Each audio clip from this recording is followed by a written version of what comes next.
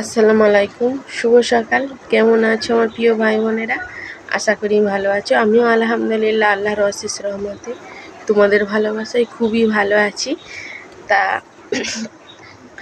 অনেক দিন দিয়ে ভিডিও ছাড়া হয় না। কালকের একটা ভিডিও ছেড়েছি। আমার সখী বলছে ওখানটায় কমেন্টে, অনুরোধ রইল সখী, তোমাকে অনুরোধ করে বলছি প্রত্যেক দিন ভিডিও ছাড়ো। তা আজকে বলি, ভিডিও ছাড়তে ভালো লাগছে না, তবুও ছাড়বো। কারণ ছাড়ছি কারণ তোমাদেরকে ভালোবাসি, তোমাদের সঙ্গে একটা অন্যরকম সম্পর্ক হয়ে গেছে, সেই জন্য ভিডিও ছাড়ি এবং ছাড়বো। তা আমার ব্লগ ভিডিও হয়তো আসবে না, আর আমি এইভাবে একটা দুটো কথা বলার ভিডিও দেবো তোমাদের সঙ্গে যোগাযোগ করার জন্য। কারণ আমি কেমন আছি বা কিভাবে আছি তোমরা জানবে না, সেই জন্য। তা এখন মোটামুটি ভালোই আছি, সুখ দুঃখ নিয়ে সব কিছু নিয়ে একটা জীবন, যেটা আমরা মনে করি আমাদের জীবন। প্রত্যেকটা মানুষেরই এক একটা মানুষের এক একটা জীবন, প্রত্যেকটা মানুষের জীবনে অনেক কষ্ট দুঃখ বা সুখ বলো সব কিছু মিলেমিশে আছে। কেউ একঘেয়েমি অনেক সুখ পায় না, আর কেউ একঘেয়েমি অনেক দুঃখ পায় না। সুখটা একটা পাখির মতো, এমনি কথায় আছে সুখ পাখি উড়ে যায়। তা সেই রকম সুখ পাখি মাঝে মধ্যে কিছুদিন থাকে, কিছুদিন উড়ে যায়। তা সেই রকম আমাদের প্রত্যেকটা মানুষের, আমার শুধু নয় প্রত্যেকটা মানুষেরই কিছুদিন সুখ পাখি থাকে, কিছুদিন আবার উড়ে যায়।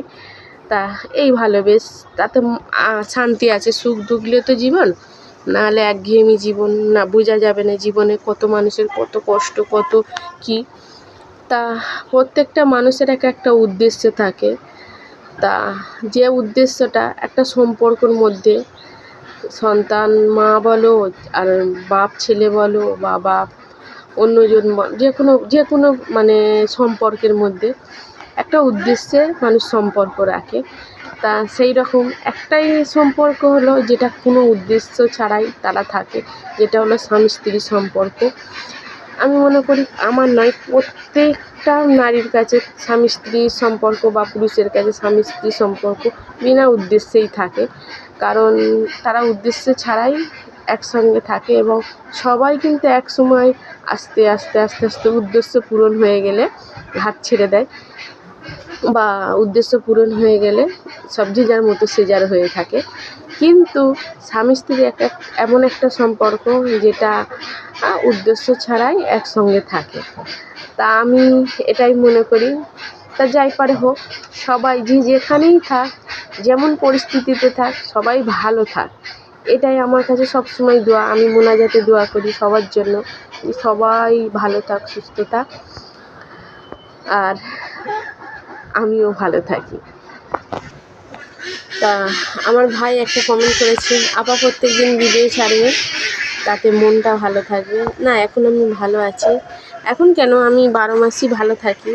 মানে এক এক সময় একটু একটু মনে কষ্ট হয় তোমাদের দুলা ভাইয়ের এতে। তা তবুও মনে করি আলহামদুলিল্লাহ, আল্লাহর কাছে হাজারো লাখো শুকরিয়া যে আমাদেরকে ভালো রেখেছে, সুস্থ রেখেছে। দেখো, ভালো থাকার জন্য, সুখী থাকার জন্য একটা ছোট্ট মন দরকার, যে মনের কোনো নেই, শখ শান্তি নেই, বিলাসিতা নেই। আমার তো নেই। আমি মনে করি আমার দুটোই সন্তান, যারা দুটো ছেলে আমার বাদশা সাকিবের মতন। সত্যি কথা বলতে আমি ওদেরকে পেয়ে অনেক খুশি, বা ওদেরকে পেয়ে নিজে নিজে আল্লাহর কাছে মাঝে মধ্যে শুকরিয়া জানাই, মাঝে মধ্যে কেন শুকরিয়া জানাই যে এমন দুটো সন্তান যাদের কাছে সব কিছু বলা যায়, বা সব কিছু বন্ধুর মতো। আমার বাচ্চা অত বড় হয়ে গেছে, তো তবুও যেন একটা বাচ্চা ছেলের মতো থাকে। তা এইভাবে। আর তোমাদের দুলাভাই আছে যার উপরে রাগ অভিমান ঝগড়া রাগারাগি সব কিছুই আমাদের মধ্যে হয়।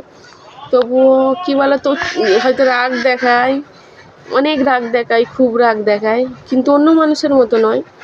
আরও দেখেছি অনেক মানুষ, তাদের দেখে দেখে মনে মনে ভাবি দিন শেষে, মানে তাদের অশান্তি বা তাদের সংসারের কাহিনী যখন আমি শুনি, আমি তো বেশিরভাগ সত্যি কথা বলতে এখন আর ফোন তো আমার হাতে নিতেই ভালো লাগে না, ফোনের কাছে ধারে পারে যায়নি। যতটুকু পারি কাজ করি, আর কাজ করার পরে রান্না বাড়া সংসারের কাজ করতে করতে দিন কখন যে ফুরিয়ে যায় বুঝতে পারিনি। আর আজকাল একটু শরীরটা অসুস্থ মতন, বয়স বাড়ার সাথে সাথে হয়তো মানুষের এইভাবে অসুস্থ হয়ে পড়ে। কারণ আমার তো একটু মানে বুকের প্রবলেম আছে, বুক ধড়ধড় করে। তা যখন আরও 3-4টে মেয়ের কাছে তাদের কথাগুলো শুনি, বা হয়তো সময় ক্ষেত্রে তাদের পাশে দাঁড়িয়ে শুনি, বা এমনি পাড়া প্রতিবেশীর কাজদের শুনি যে তাদের যে সমস্যাগুলো, তাদের যে মানে অসুবিধে সংসারের, বা তাদের শারীরিক দিক দিয়ে মানে যা কিছুর দিক দিয়ে অসুবিধে, আমি তখন মনে মনে ভাবি, যেমন তাদের কথা শুনতে শুনতে আমি মনে মনে ভাবি আলহামদুলিল্লাহ, আমাকে তো ভালোই রেখেছে আল্লাহ। হয়তো আমার অনেক টাকা নেই, অনেক কিছু নেই, কিন্তু না থাকলেও আমার কোনো আক্ষেপ নেই। মনে করি এইভাবে দিন চলে যাচ্ছে, যাক না। আর এই তো দেখতে দেখতে 40টা বছর কেটে এলো। আর হয়তো কটা দিন কেউ বলতে পারবে না। আজ দিনটা আমি পাচ্ছি, কাল দিনটা পাবো কি সেটাও আমি জানি না। তাই এই করে করে দিন চলে যায়, যে আজ দিনটা আমি সুন্দরভাবে দিনটা কাটাচ্ছি। হয়তো 10টার পর থেকে আমি আর দিনটা পাবো কি না, কি দুপুরের পর থেকে পাবো কি না, এইভাবে ভাবে ভাবে মানে মরণ তো আমাকে হবেই, মরণ তো হবে প্রত্যেকটা মানুষের। সেই ভেবে ভেবে দিনটা টুকটুক করে ফুরিয়ে যাচ্ছে। তা আর আমি যা কিছু হাত দিয়ে আবার ফোনটা ছেড়ে যাচ্ছে যা কিছু মনে করি সব কিছুই আমার তকদিরকে আমি খুব মানি, যে তকদিরে আমার যতটুকু লেখা আছে তার বেশিও নয় কমও নয়। তকদিরটাই হলো মানে মানতে হবে প্রত্যেকটা মানুষকে, যে যা হবে সবটাই কিন্তু আল্লাহর ইশারায় হবে, আর যেটা হবে সবটা কিন্তু ভালোর জন্যই হবে। তা ভালো খারাপ নিয়ে জীবন এইভাবে চলে এবং চলছে। তা অনেক দিন দিয়ে পানি হচ্ছে বলে বিশেষ করে আর ভিডিও করতে ভালো লাগে না। আর তোমাদের মামুর ফোন তো, তোমার মামুর কাছে থাকে, ও দেয় বা ফোনে ভিডিও করতে দেয়, কিন্তু আমার অতটা আগ্রহ নেই, আগের মতো আগ্রহ। ওই তো বললাম, যে কোনো মানুষ একটা উদ্দেশ্যে থাকে।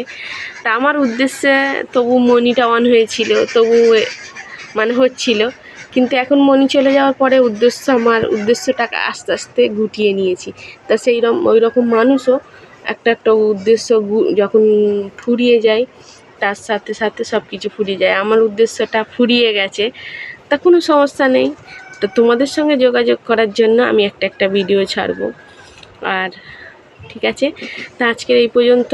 আগামী দিনগুলো যদি আমি বেঁচে থাকি তাহলে তোমাদের সঙ্গে দেখা হবে আবারও কোনো একটা ভিডিওতে।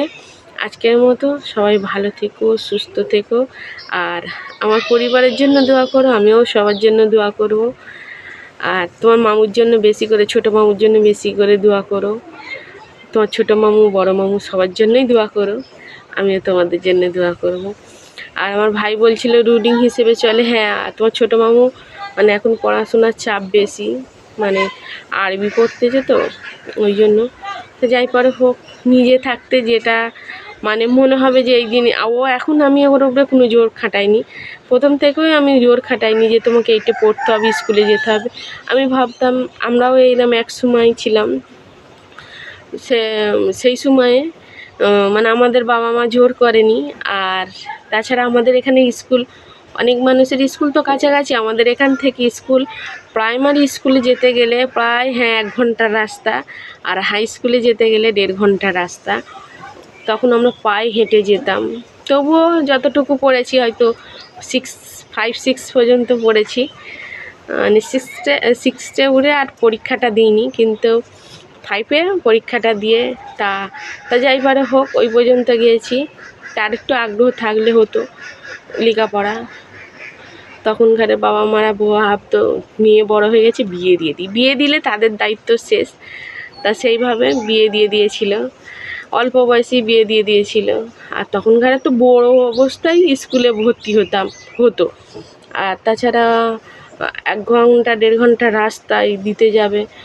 যাদের মানে পরিবারের শিক্ষিত মানুষ তারা মনে করে প্রত্যেক দিন দিয়ে আসা করে, কিন্তু আমাদের পরিবারটা তো, আমার মা ছিল, বা মা মানে যেত না অত দূরে, 1 ঘন্টা রাস্তায় স্কুলে দিয়ে আসতে যাব। তো এইভাবে